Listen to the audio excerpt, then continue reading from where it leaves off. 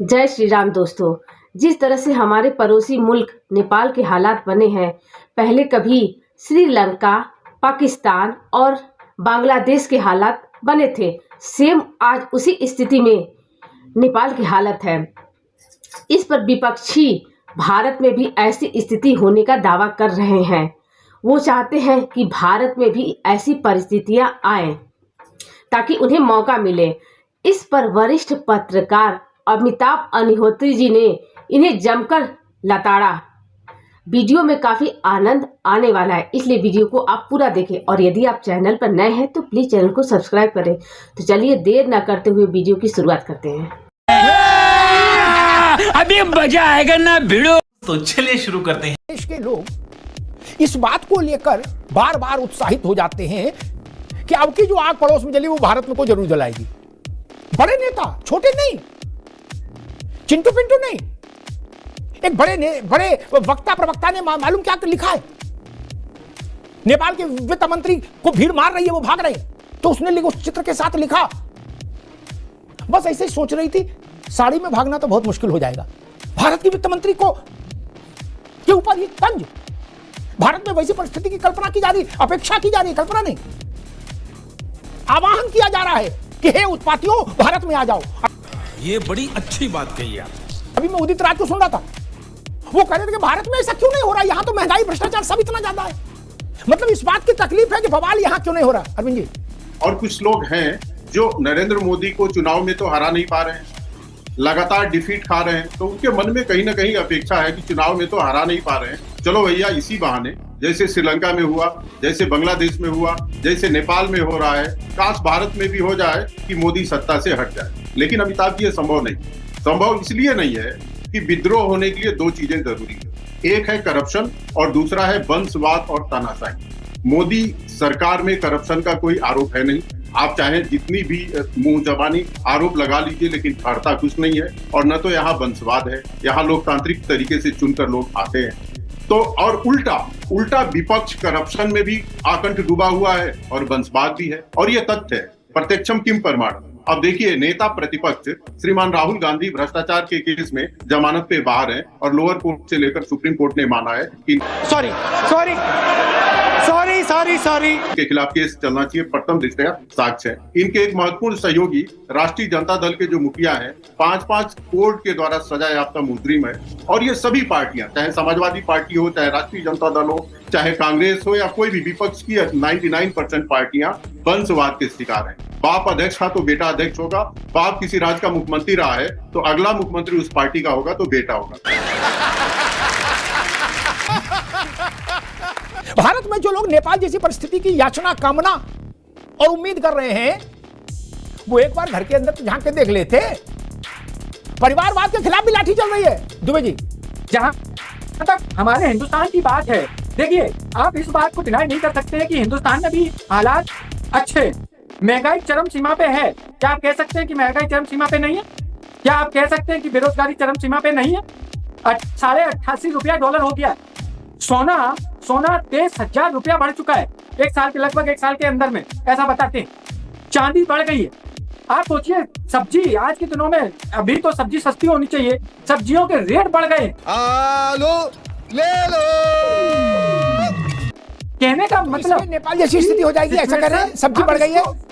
हम इसको उसके साथ कंपेयर नहीं करेंगे, लेकिन हम इस बात को भी ट्राई नहीं करेंगे कि हालात मेरे यहाँ भी बेरोजगारी हो, चाहे महंगाई हो, चाहे भ्रष्टाचारी हो, शिक्षा के जगत में चोरी चपाटी के मामले हो, भ्रष्टाचारी के मामले हो, इस तरीके के केस हमारे लिए। लेकिन जिस तरीके से हमारे यहाँ जेपी नारायण जयप्रकाश जी ने आंदोलन किया था, संभव है कि उस तरीके के आंदोलन हो, सत्ता का परिवर्तन हो, इसमें कोई बड़ी बात नहीं।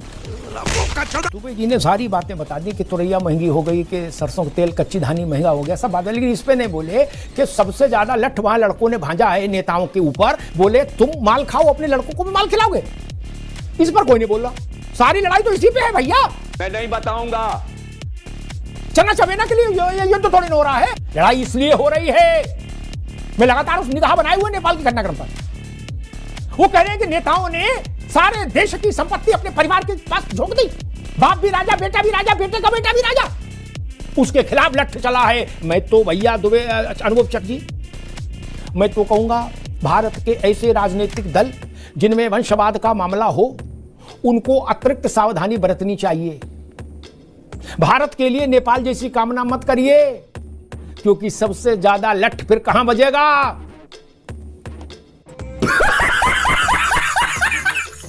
ये जान लो, भारत में केवल और केवल जनादेश से ही सत्ता बदली है। जन साहब, कोई मौसम रहा हो, कोई परिस्थिति रही हो, कोई नेतृत्व रहा हो, वंडलिज्म से, अराजकता से, आगजनी से भारत में कभी सत्ता नहीं बदली। ये भारत है, और सत्ता के हस्तांतरण में कभी थप्पड़ भी नहीं चला। गोली बंदूक बम तो छोड़ दीजिए दुबे जी। इसलिए भारत को बांग्लादेश और नेपाल बनाने की कामना रखने वालों को अपनी मनस्थिति का इलाज कराना चाहिए। बात तो सही है। जनता के तन पर कपड़ा नहीं, और नेता मुगले आजम हो जा रहा। एक तो वो, और मुगले आजम हो ही नहीं रहा, वो उसकी फोटो डाल रहा धकाधक धकाधक। एक होता है चुप्पी मार के बैठे रहो जो अपने घर में काजू बादाम खा रहे, और एक होता है छत पे खाएंगे और पड़ोसी को दिखाएंगे। वो स्थिति नेताओं के बच्चों ने दुबे जी, जो अपने अपने मकान की, दुकान की, गाड़ी की, लिमोजिन की, फरारी की, टरारी की जो फोटो डालते थे, फीलिंग हैप्पी विथ फरारी, तो जो गरीब नौजवान था उसके अंदर तक तेजाब पैदा हो जाता था कि सारे नाश पीटे हमारे ही संसाधनों को लूट लूट के हैं, हॉलैंड, पोलैंड और इंग्लैंड में मकान फ्लैट लेके रह रहे हैं, और हम यहां धक्का खा रहे हैं। फिर उनको लगा कि हमको मुक्ति नहीं मिलेगी। क्यों? बाप मर जाएगा तो लड़का है, और लड़का मर जाएगा तो लड़के का लड़का है।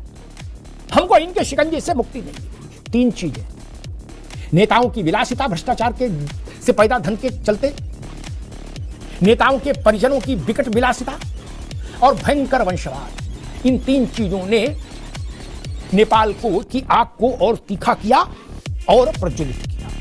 क्या बात है सर, क्या बात है सर, क्या बात, ये बात है। मैं इस पूरी 1 घंटे की बहस के समापन इस बात से करूंगा, यहां पर भारत की राजनीति को सीखना चाहिए। अपना जीवन सरल रखिए, अपना जीवन सहज रखिए। आप धरती पर बैठे हुए भगवान नहीं है मित्र। अरे जो मुगल नहीं कर पाए वो आप करते हो।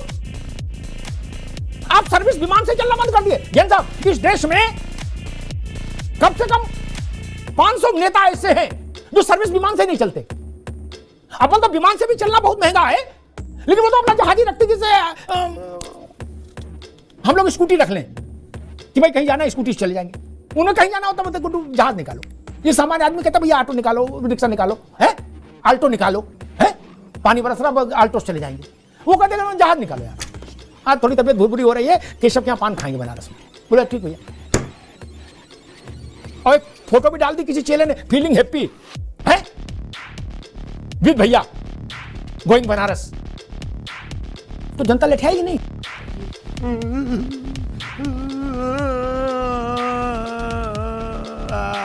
लेठाएगी ना, तो लेठाएगी।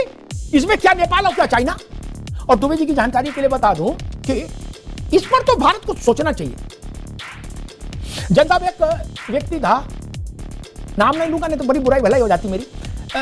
वो साइकिल पर चूहा मार दवा बेचते थे, वो छोटा सा माइक्रोफोन लेके, हैं चूहा हो छिपकली हो दवा डालो साफ। वो एक बार एक राजनीति में आ गए, फिर एक जांच में फंसे, तो उनकी संपत्ति का एक आंकलन हुआ 10,000 करोड़ प्लस। बोलो सियावर रामचंद्र की जय। और भगवान के आशीर्वाद से उनके कागज पर उनका कोई उद्योग व्यापार कुछ नहीं था, केवल जनसेवा करते थे 24 घंटे। मैंने बहुत उनसे पूछा कि तुम्हें हमारी कसम हमें भी मंत्र बता दो। बोलो हाँ क्या हमें बना दो, मैं टीवी बता दूंगा, पूरी प्रदेश की जनता को उस मंत्र से 10,000 करोड़ की आय हो जाए, इससे अच्छा क्या है। फिर मेरा प्राण भी चला जाए तो कोई बुराई नहीं, भारत की गरीबी तो कट जाएगी। मेरे कौन सा श्री यंत्र है, लक्ष्मी यंत्र है, हमें भी बताओ। दिवाली पर बांटने बनवा के तमाशा करते हो यार। खत्म, bye bye, tata, goodbye, गया।